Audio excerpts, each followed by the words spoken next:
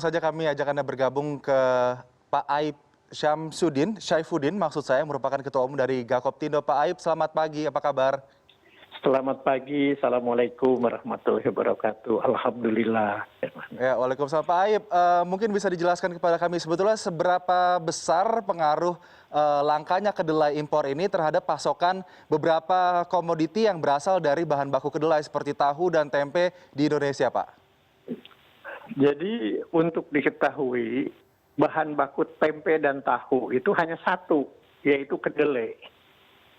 Dan kedelai Indonesia itu produksinya kira-kira hanya antara 10-15% dari 3 juta ton kebutuhan per tahun. Sedangkan itu yang namanya impor tahun lalu data di perdagangan 2.670.000 ton. Nah, sehingga sisanya kedelai lokal. Nah, karena sistem perdagangan kedelai ini menganut perdagangan bebas secara internasional, maka harga kedelai di Indonesia yang 90% ini dibutuhkan, itu mengikuti harga internasional. Jadi dengan demikian, kalau harga internasional stabil, turun, naik. Artinya Pak Aib, kenaikan harga tahu tempe dan juga bahan baku kedelai pada kali ini disebabkan karena kurangnya impor dari negara pengimpor, begitu, negara pengekspor, atau ini murni karena adanya fluktuasi nilai tukar ataupun hal-hal yang menyebabkan kenaikan harga bahan baku tersebut di pasar internasional? Baik.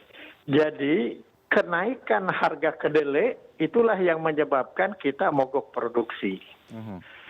Sehingga karena kedelai di dunia, produsen kedelai terbesar dunia itu adalah Amerika, Brasil, dan Argentina. Selama ini Indonesia, ya seperti tadi saya sampaikan, impor dari negara-negara itu lebih kurang 2,6-2,7 juta ton. Cina selama bertahun-tahun ini rata-rata itu impornya dari Amerika atau Brasil dan ini itu 65-75 juta ton. Rata-rata. Tapi karena kemarin itu ada trade war antara Cina dengan Amerika, Amerika mengenakan bea masuk dan lain-lain, sehingga kedelai yang masuk ke Cina itu sedikit gitu. Nah, sekarang setelah selesai Donald Trump ini dan lain-lain normal kembali, kebutuhan Cina akan kedelai bukan naik, lompat. Dari 75 juta, sekarang menjadi kira-kira ordernya 100 juta ton. Wow. Dengan Langsung melonjak demikian, naik. itu stok kedelai di sana itu terkuras habis. Untungnya importir kita kedelai ini, itu mereka sudah preparation, jadi sudah impor terus saja, walaupun naik harga dia impor terus, sehingga sekarang stok kedelai yang ada di Indonesia, kan kebutuhan kedelai kita 200-250 ribu ton per bulan. Oke, Pak Aib, artinya jika Indonesia kemudian hanya memenuhi 10% kebutuhan pasokan kedelai untuk industri tahu dan tempe, dan kemudian Amerika Serikat produksi kedelainya lebih banyak dicaplok oleh Tiongkok kali ini karena mendinginnya atau turunnya tensi dagang antara kedua negara. Bagaimana kemudian Indonesia bisa mencari pemasok-pemasok kedelai lainnya agar kita tidak terganggu stabilitas tahu, tempe, dan juga bahan-bahan lainnya yang berdasarkan kedelai? Jadi importir ini dia beli berapa harga ada di Amerika, dia bawa ke sini. Sehingga dengan demikian harga perkembangan kenaikan harga di fluktuasi di Amerika atau Brasil itu otomatis imbasnya kepada harga kedelai yang dibawa ke sini. Jadi sekarang stok kedelai untuk di Indonesia ini masih ada untuk beberapa bulan. Sehingga untuk itu, karena sekarang harganya sampai 9 ribuan lebih ini, itu saya sudah usul ke Menteri Pertanian agar supaya ditingkatkan produksi kedelai lokal. Karena kedelai lokal kualitasnya, gizinya itu lebih bagus daripada kedelai impor. Cuman selama ini tidak bisa jalan karena memang harga kedelai dunia itu atau yang datang ke sini antara 6.500 sampai 7.000. Kalau petani jual seharga itu, mereka rugi.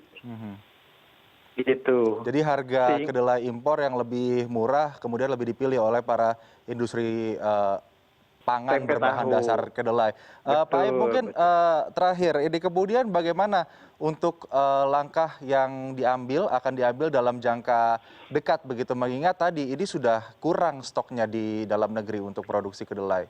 Betul. Jadi langkah-langkah yang kami akan tempuh, pertama, sekarang ini tanggal 4, tanggal 6, itu saya bertemu dengan Menteri Perdagangan untuk membahas bagaimana kebijakan daripada pemerintah agar supaya itu yang namanya kedelai itu selalu ada. Itu yang pertama, prioritas. Oke. Karena kalau kedelai tidak ada, tempe dan tahu pengrajinnya tidak bisa produksi. Oke. Tidak bisa cari uang. Mutlak itu kedelai ada. Dan sekarang stok kedelai ada untuk 2-3 bulan. Kedua, kami ingin usul kepada pemerintah, buatlah kebijakan pemerintah agar supaya kebijakan itu menguntungkan itu pengrajin tempe tahu, jangan seperti sekarang naik terus. Dan kedua, juga menguntungkan petani kedelai di Indonesia supaya dia bisa berproduksi karena kualitasnya juga lebih baik, lebih bagus gizinya, sehingga masyarakat juga makan tempe dan tahu yang lebih bagus protein dan gizinya.